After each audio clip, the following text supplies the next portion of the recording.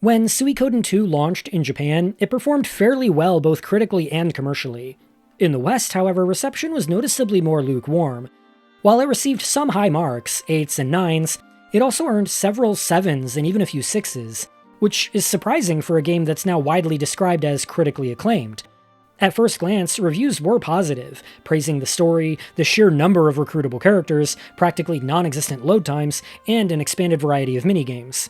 Dig a little deeper though, and you'll see that reviewers really did get pretty darn hung up on the game's old-fashioned graphics and presentation, and that's where the bulk of the critiques landed. Sales in the West also suffered, partly due to its release on 9/9/99, which coincided with the North American launch of Final Fantasy VIII, and of course, the Sega Dreamcast.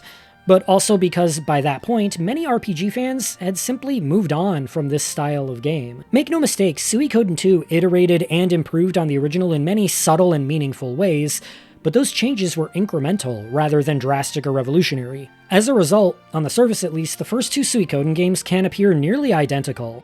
Suikoden II may have a great story, but to experience that story, players had to look past a first impression that wasn't particularly captivating.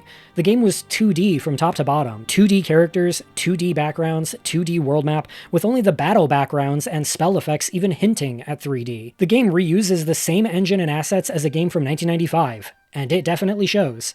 In an era of 3D experimentation, Suikoden II just couldn't compete.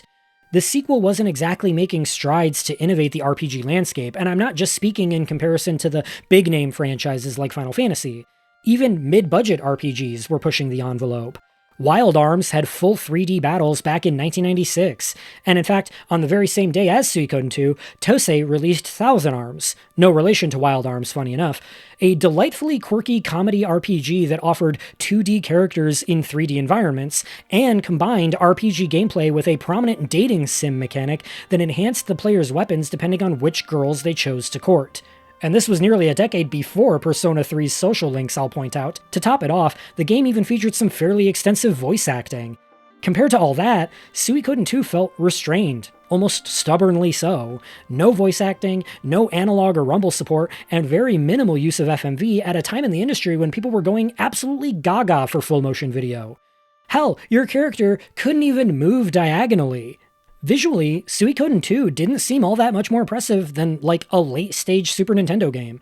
Its use of memory cards to carry over save data from the first game was clever, but ultimately, Suikoden II came off as incredibly safe and even archaic.